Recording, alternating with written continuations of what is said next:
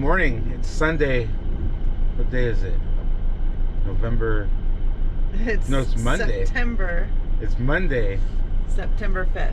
See, Labor Day. I'm trying to project myself into November already. I know. It's exciting that we have fun trips planned in November. But we're heading out of our RV park. It's 11 o'clock here, but it's really 10 o'clock for us because we gained an hour going back home. But we are going to, well, first, I completely changed my mind about this RV park. This RV park, for people with vans that like to utilize the showers, this place is, I give it a 10. Yeah, the showers, you get a private bathroom shower combo. There's only 2 of them, but not very many people are using them, I don't think. And they have a stack of fresh bath mats outside of the door. You just grab a fresh one and then you toss it in the bin when you leave. So I like that. I like having my own private space and plenty of room to change my clothes and everything. So yeah, it's awesome. And the lady at the desk was extremely friendly. We had an issue trying to empty our tanks because of the size of our hose versus the size of the dump, and she didn't really know a whole lot about that sort of thing, but she tried so hard to help us. We wound up figuring it out on our own, but she was so helpful, and that just goes a long ways. So right, kindness matters. Yeah, in this world, for sure. Yeah, and we encountered a couple of drivers that were really nasty towards us on the road. Inside Glacier. Yeah, inside Glacier. I don't know if they were local or not, but other than that, everyone's been pretty friendly, and just I don't like being in an area where people aren't friendly. So that's nice. Yeah. So today we're gonna head back to Idaho on Highway 2, which is the highway that I've never driven on it, but it kind of flanks up along the Canadian line and comes out in Idaho up at the Canadian border. So there should be lots of cool things to see and look at today, hopefully. So the weekend so far has been so much fun. I can't wait to go home now that we've been here and really organize our next trip next summer to come back here and know exactly which hikes we want to go on, what part of the park. I think we'll stay one day on this end of the park, and then a couple days on this end of the park, and then a couple days on the St. Mary's entrance side of the park, and just really enjoy the whole park. This time we were only able to do so much because of our length restrictions. But anyways, enough of that. We're gonna get on the road, and we'll stop and check out anything that's worth stopping and checking out. Yep.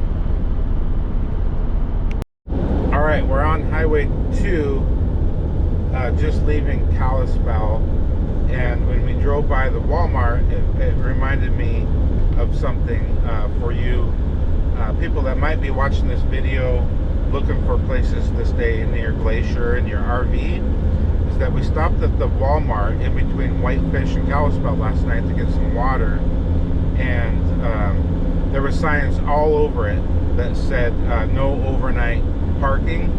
There was a couple RVs there that were breaking the rules. I don't know if they got kicked out or not, but I think I'm a firm believer in if it says no overnight parking, respect that and go find somewhere else.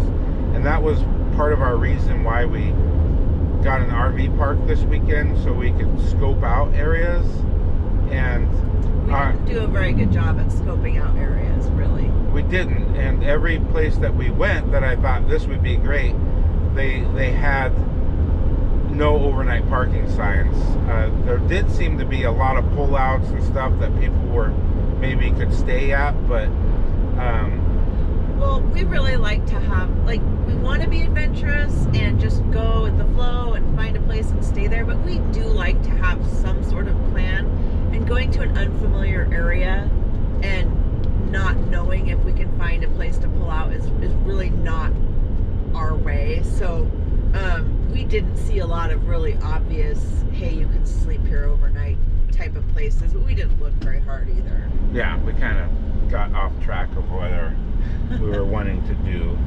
But I think next time I come, I will just get an RV park again, because there's literally RV parks every quarter mile, every direction that you go. And I don't know how you find those online. There's probably an app that helps you find all the campgrounds. But on Labor Day weekend, there didn't seem to be any that were completely full. I don't know if Labor Day weekend is past the busy time over here, but there's tons of options for RV parks. Yeah. And we didn't go scope out any of the first come, first serve campgrounds inside the park, so we should have done more of that, but we were on limited time and we wanted to see as much as we could possibly see. So anyways, we're gonna head down Highway 2. I think the next town is either Libby or Troy. Hopefully there's some lakes or something that we can stop and check out on the way home. One thing about Montana, it seems like no matter what highway you pick, it's a beautiful drive. Right here to the left of us is McGregor Lake. Hopefully there'll be a turnout and I can check it out. It's a huge lake. It's very pretty. Yeah, everywhere you go, there's these lakes. Yeah. Looks like there might be a turnout up here. Yeah, a little park area we can go check out. It's a little windy, but it's kind of cool looking. Yeah, it is windy. Yeah, this is McGregor Lake. In between Kalispell and I think Troy. But it's beautiful. All these lakes too, they're not riddled with cabins, but it's definitely hopper season. Look at this. When you walk through the bushes, I don't know if you can see all those hoppers, but there's a lot of them. Anyhow, we're gonna get back on the road.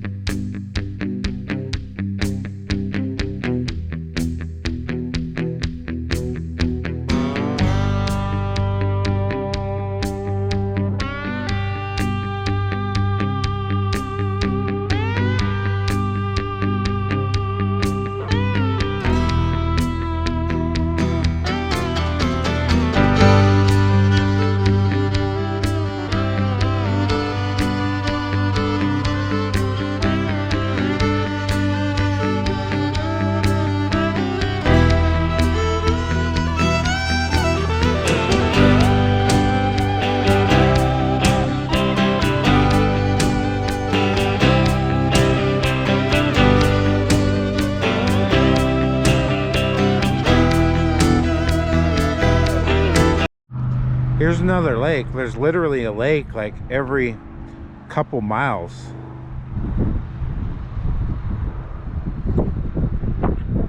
It's a pretty amazing area.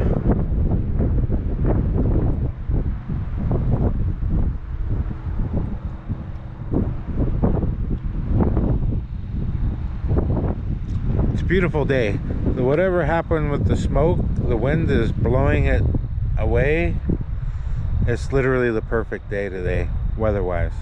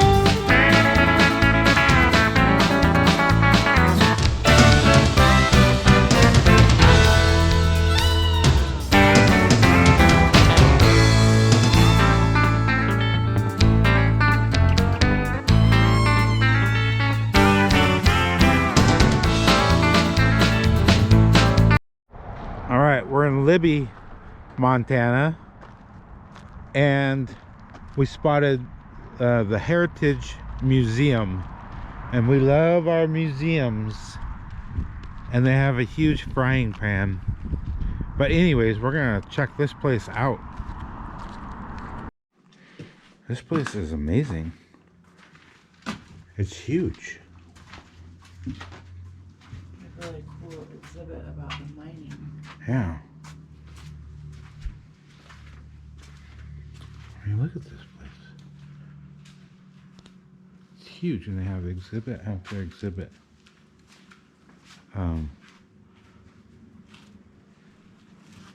So we might be in here a while. If we see anything super interesting, we'll show you. Look at these chainsaws. Those things look so heavy. We truly are spoiled in today's age. Pretty much wusses compared to the people of before. We have so many conveniences. Oh, and a fun fact, Libby, Montana provided the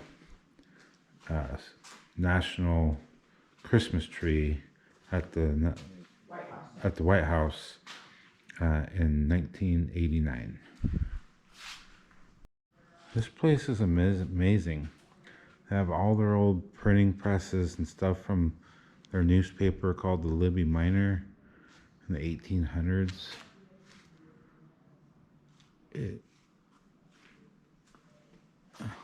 It's just amazing how much they have in here.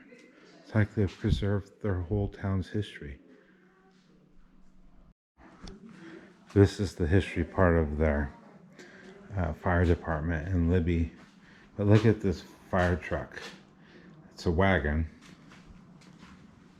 They have a ladder and then just a bunch of buckets. Firefighting has come a long ways since the beginning.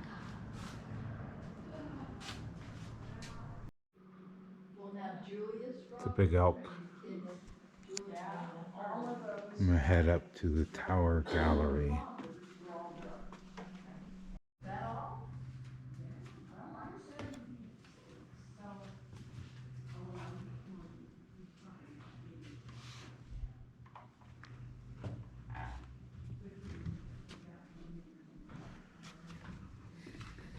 This is the Tower Gallery.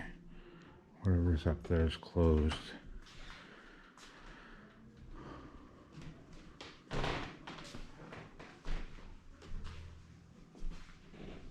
Oh, it's all about the bald eagles of the area.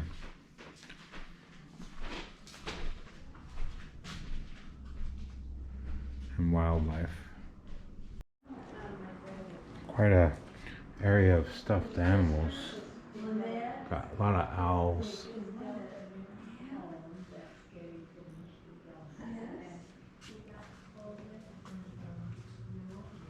But there's a little moose calf that didn't make it. Little deer.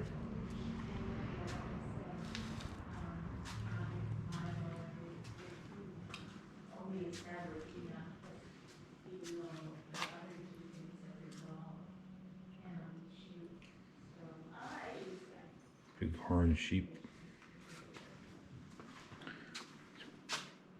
Pretty impressive display of taxidermy.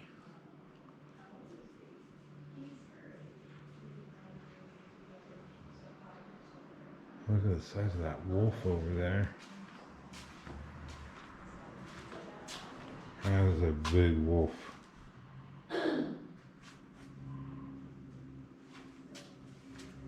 Bears, raccoons, cougars. A little black bear. Oh, that's a grizzly bear.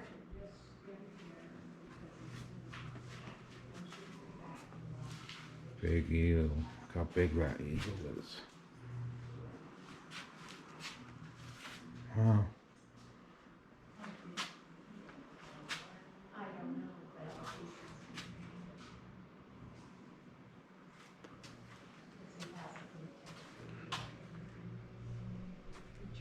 There's also a whole outside area, but the lady in there said that this whole place was built by volunteers. All the loggers of the area would donate in the 70s, donated all their time and their own money and logged all this stuff and built this museum. And it's all run by volunteers and built by volunteers. This is definitely, if you're ever in Libby, Montana, it's definitely a must stop and see. There's an old heister. You would stack logs in there to move them. Driver sits way up there. A couple old fire trucks.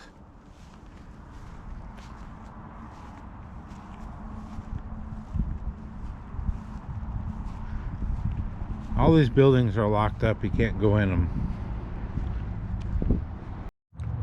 The original logging truck. Man, those loggers back in the day were some tough dudes.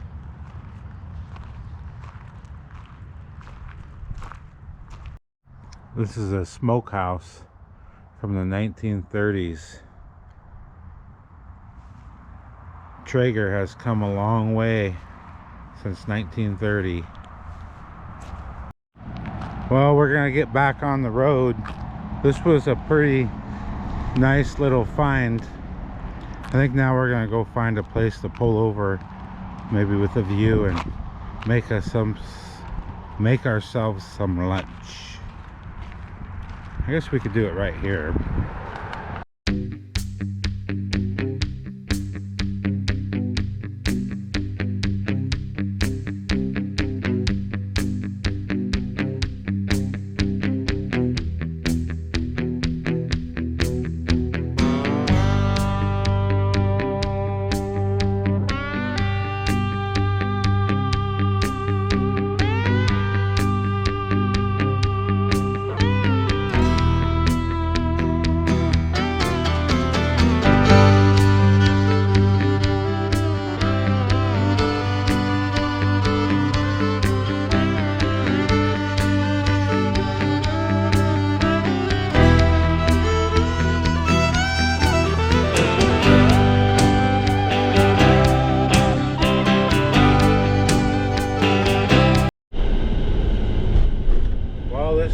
Montana. They have another museum. I'll save that for the next trip. I think that's a good idea. We found it's called the Kootenai Falls back there. So they have hiking trails and stuff. We're only about 2 hours from our house, so we're gonna do a day trip back to go the hiking there. So that'll be fun. It will be fun in the future. So anyways, this is basically the last town of Montana before we hit Idaho again. So if you've made it this far in the video, thanks for watching, and we'll see you in a couple weeks when we head to Yellowstone. Sounds good.